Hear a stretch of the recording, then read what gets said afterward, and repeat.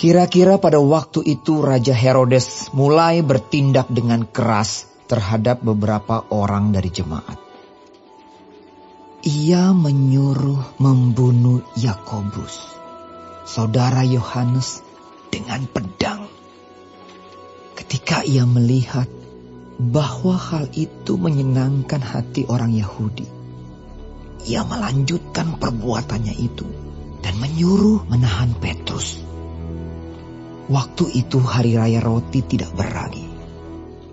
Setelah Petrus ditangkap, Herodes menyuruh memenjarakannya di bawah penjagaan 4 regu, masing-masing terdiri dari 4 prajurit.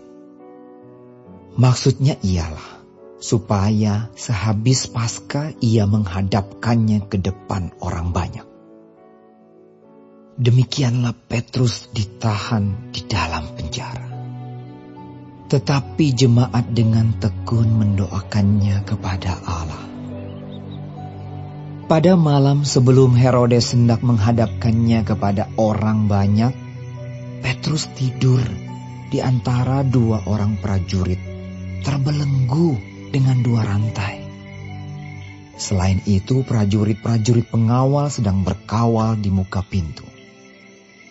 Tiba-tiba, berdirilah seorang malaikat Tuhan dekat Petrus, dan cahaya bersinar dalam ruang itu. Malaikat itu menepuk Petrus untuk membangunkannya. Katanya, "Bangunlah segera." Maka gugurlah rantai itu dari tangan Petrus. Lalu kata malaikat itu kepadanya, "Ikatlah pinggangmu dan kenakanlah sepatumu." Ia pun berbuat demikian. Lalu malaikat itu berkata kepadanya, "Kenakanlah jubahmu dan ikutlah aku." Lalu ia mengikuti malaikat itu keluar, dan ia tidak tahu bahwa apa yang dilakukan malaikat itu sungguh-sungguh terjadi. Sangkanya ia melihat suatu penglihatan. Setelah mereka melalui tempat kawal pertama dan tempat kawal kedua, sampailah mereka ke pintu gerbang besi yang menuju kota. Pintu itu terbuka dengan sendirinya bagi mereka. Sesudah tiba di luar, mereka berjalan sampai ke ujung jalan. Dan tiba-tiba malaikat itu meninggalkan dia. Dan setelah sadar akan dirinya, Petrus berkata, "Sekarang taulah aku benar-benar bahwa Tuhan telah menyuruh malaikatnya dan menyelamatkan aku dari tangan Herodes dan dari segala sesuatu yang diharapkan orang Yahudi."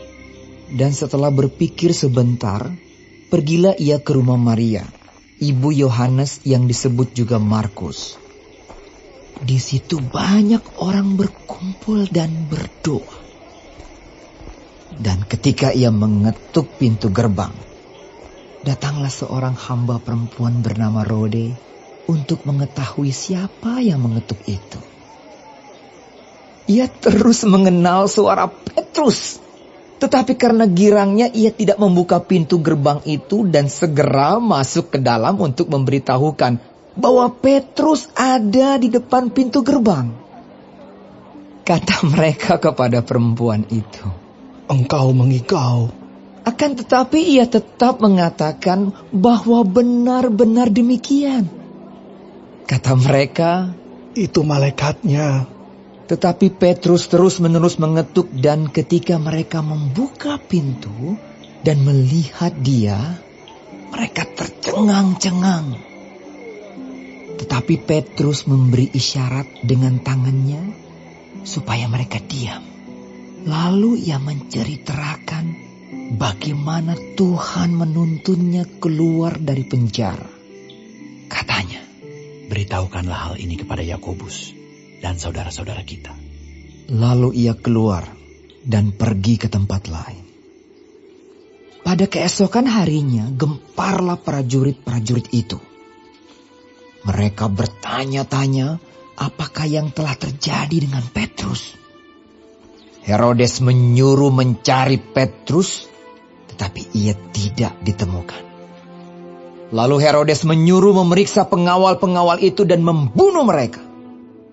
Kemudian ia berangkat dari Yudea ke Kaisarea dan tinggal di situ. Herodes sangat marah terhadap orang Tirus dan Sidon.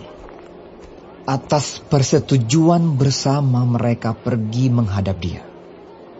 Mereka berhasil membujuk Blastus, pegawai istana raja, ke pihak mereka.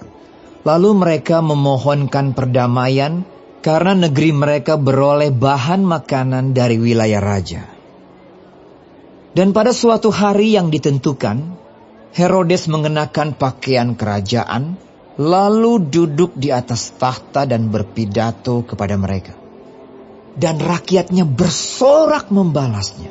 Ini suara Allah dan bukan suara manusia.